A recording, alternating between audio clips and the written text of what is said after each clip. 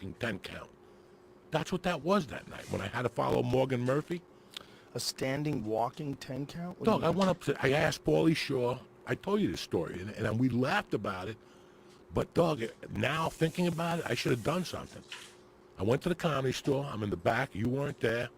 I think you were coming in later. Yes, you were coming in later, because on Saturdays I used to close the original room. Uh-huh. Talking, bullshitting with Paulie. Everybody's in the back. No refill, maybe a joint before I got there. You know, Saturday night, just like the girls. I get there. They say, Joey, you're up next. I walk to the thing, and as I'm walking, I walk up the steps to the original room, and Morgan's on stage, and Paulie's standing there laughing at her. And I walk up, and I'm like, damn, I don't fucking feel good. Like, this is not working. I was starting to get anxiety. I couldn't breathe. But I went to look at that window. For years, whenever I had anxiety in the original room, I had a window. When I'm on stage, I got a window on the right, remember? Yeah. And we could look out the sunset. Yeah. I was always good. That day particular, when I went in there, I didn't see a fucking window. So I was waiting for Morgan to get off, and all of a sudden I got this anxiety, Joe. I couldn't breathe. I couldn't fucking breathe. So I walked down the stairs just to look at the door. And it got worse. It got worse. I couldn't breathe. I thought I was going to fucking have a heart attack. I go, Paulie, I can't get on stage. I'm having a horrible anxiety attack. He goes, I just went up, dude. And I walked up there, and I told you. But I didn't explain it to you correctly because I was cracking a joke. I woke up at the 12-minute mark. I remember walking past Paulie, and that's it, Joe. That's it. And then I remember waking up on stage and people laughing, and I was probably on automatic pilot. Wow. I had a bit that it was on automatic pilot. That was a little that's scary. When you got on Xanax? No, it was a couple of weeks out. I went to the doctor, and he goes, what was that? I kept having these little panic attacks. But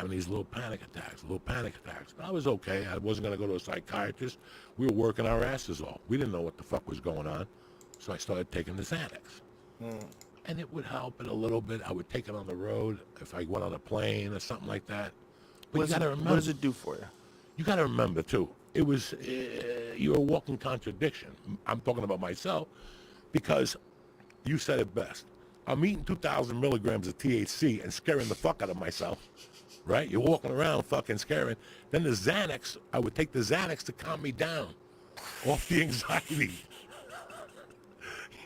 Come on, man. That's not going to work. Those edible weed sessions, when you do too many of them, I do think they make people very anxious. I think they did too. Shift. Honest to God. I think they shift the pole of your brain. You know more. I brought some more. I'm sure you did. But now I eat them more to sleep. I got them on my big problem, Joe, is still to this day is sleep. So now 2 nights, 3 nights a week, I drink a bodybuilder sleeping thing. Do you have a hard time sleeping because you're not tired? Do you have a hard time sleeping because you're thinking? I'm tired till 9:30.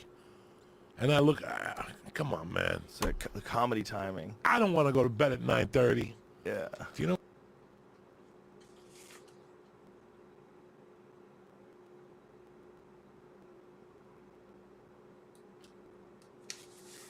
I'm saying? Yeah. I never want to go to bed at 8 o'clock. That's when you know you're almost done.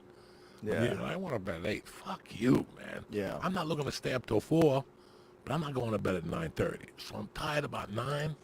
But I push the envelope a little bit. I like to read, maybe listen to music. 11:30, I'm like you. I like to read shit on the computer. 11:30, I try to read at night. I turn the TV off. Once I go up there, bro, I'm thinking about the guy who came to my house who asked me if he could take an orange, but he took 3 instead. He took 9. He took 9 instead. Yeah, and you're like, that was 11 years ago, Joey.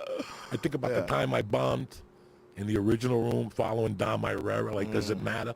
I think about the time I ate a bucket of dicks in North Carolina in Chapel Hill. Does it matter? Does it really matter that you ate a bag of dicks?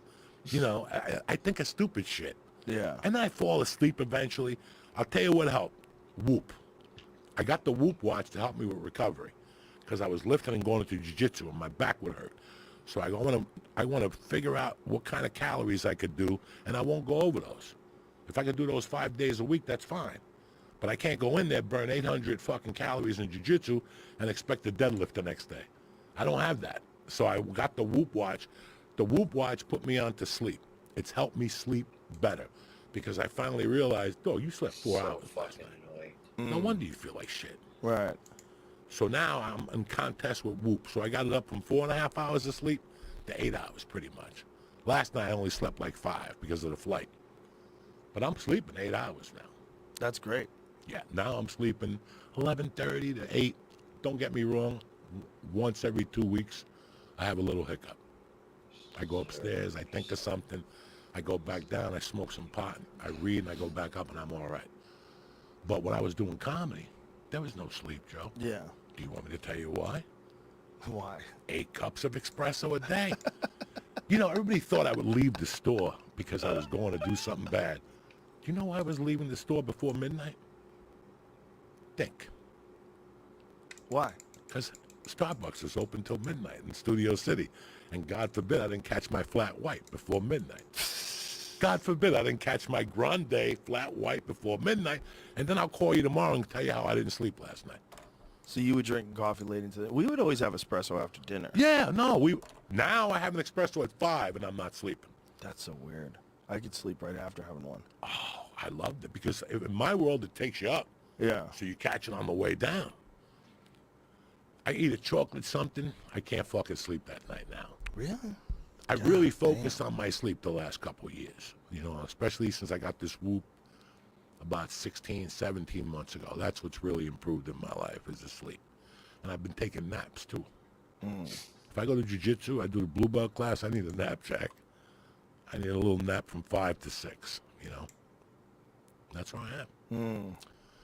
But when I started popping the Xanax, the high point was maybe May of during the pandemic.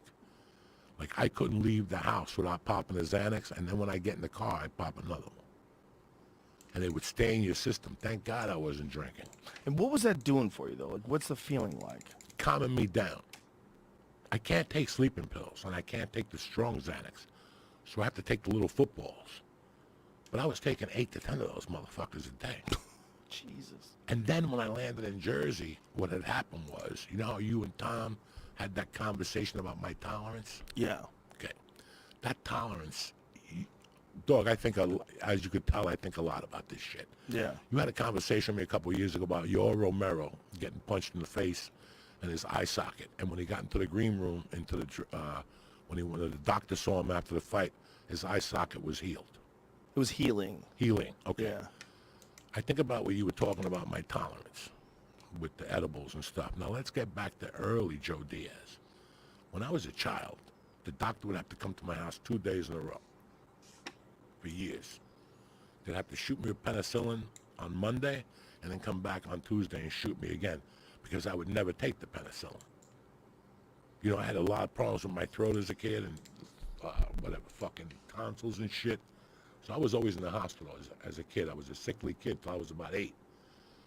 All those years, Joe, they would always have to shoot me 2 or 3 times with penicillin. The same penicillin they would give you one shot of. They'd have to shoot me.